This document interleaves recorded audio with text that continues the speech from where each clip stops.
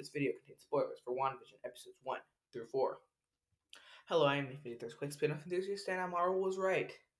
Nothing could prepare us for episode 4 of WandaVision. It was just so different from the rest of the series, and I love that. It felt like we were finally back in the MCU after a bit of reintroduction to it. So here's my review and analysis of WandaVision episode 3. We interrupt this program.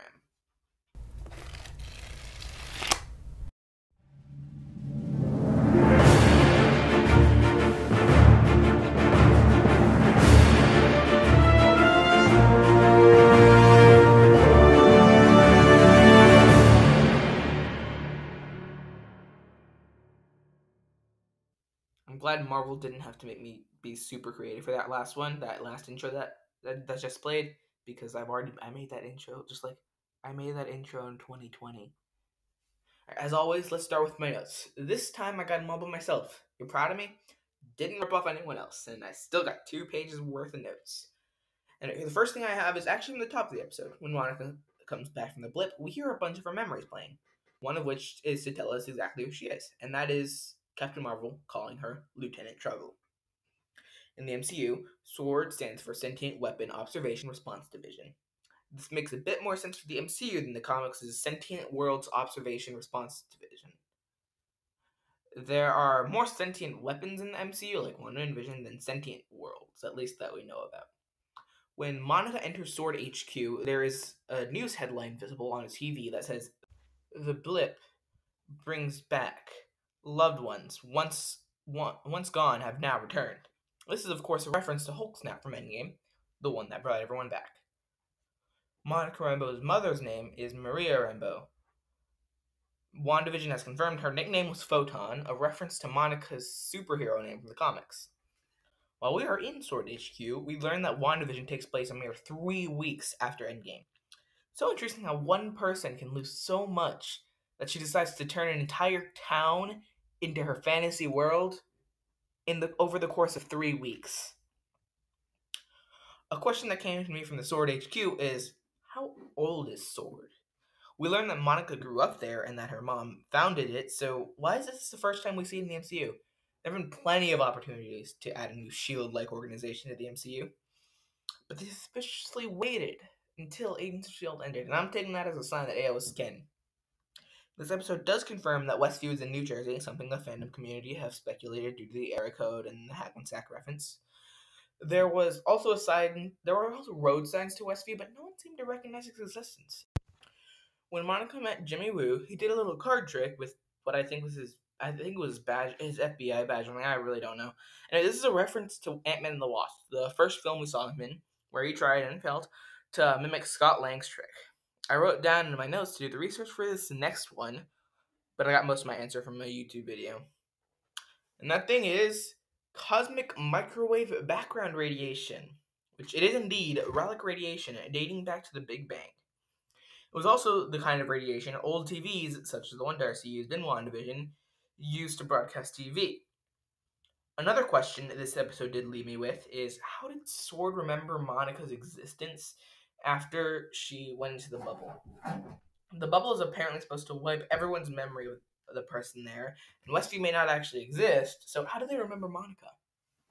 The quote, "But he's dead, right? Not blipped, dead." Proves how the blip actually worked. There is no bringing back the dead in the MCU, unless you're Phil Coulson, in which case, how many get a Death 3 cards do you have, man? Anyway, this explains why Hulk wasn't able to bring back Natasha in Endgame. She died, like really died. In my notes, I also have this question. Is the CMB radiation from use of the Infinity Stones? Could it have been one of the 4 snaps? That's the 2 blip snaps, the stones to destroy the Snow Snap, and Tony Snap at the end of Endgame. Could it have been from Wanda's powers creating the bubble? Could that be why this is a sitcom? All the excess CMBR used to create this place mixed with Wanda's ideal suburban life? Or could it even have been Wanda's use of her powers to bring back Vision, which would also bring back the Mind Stone? If the Infinity Stones also date back to the Big Bang and have some sort of radiation that gave Wanda and Peter their powers, could that radiation actually be CMBR? Lead to what is going on right now in WandaVision? Oh, there are so many possibilities with CMBR. One thing we do know for sure is that this radiation is what is broadcasting WandaVision to SWORD, and this is also why Darcy wanted a sweet vintage TV. Now you can't say you didn't learn anything from me. Another question I had was, are we watching Sword's recording of the WandaVision broadcast in the first 2 episodes with just a few more scenes? Could all of our reality, Earth 1218 in the Marvel Multiverse, just be one big Sword base, with all of us being agents of Sword? To be honest, I think this episode left us with more questions than answers, and I really don't think that was the point. This episode confirms that the Sword Agent from episode 1 wasn't a Sword Agent at all. It was Darcy Lewis, probably one of the best characters in the first 2 Thor movies. Darcy was that intern in the movies. Yeah. A quote from my notes is, Jimmy Woo could be a YouTuber. What I mean to say is that he was asking the same questions fans were asking, almost like Marvel wanted us to ask these questions. Questions to play this little game of theirs, to hide from the real questions. The real questions that actually impact the show. The real names of the cast, I learned this from a YouTube video actually, were all references to the real cast and crew members working in WandaVision. And I actually did write down in my notes that I needed to do research for the research the names. Agent Jimmy Woo's questions about what Westview are or were, why the hexagonal shape, why sitcoms, same time and space, and is Vision alive? Again, questions the entire MCU fandom is asking right now. Also on his board, under who is behind this, is Skrulls. A nice, sneaky little Secret Invasion setup. Secret Invasion is confirmed to be coming to Disney Plus in the next few years. If you don't know what Secret Invasion is, I recommend you check out my video on Disney Investor Day 2020. In that video, you'll find a bunch of releases for not just Marvel, but the entire Disney empire. The link for that's in the card. We learned that Sword, Darcy, and the other scientists and the FBI are all working with the same scarcity of intel we are working on Earth 1218. Except they have access to a few more episodes than we do. When the Sword Agent turned Beekeeper shows up in Westview, Wanda says no in a scared tone, unlike the confident way she said it in episode 2. Here's a comparison of those two scenes.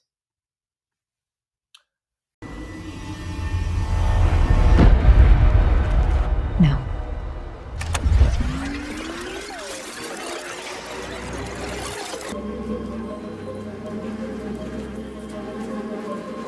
Wanda?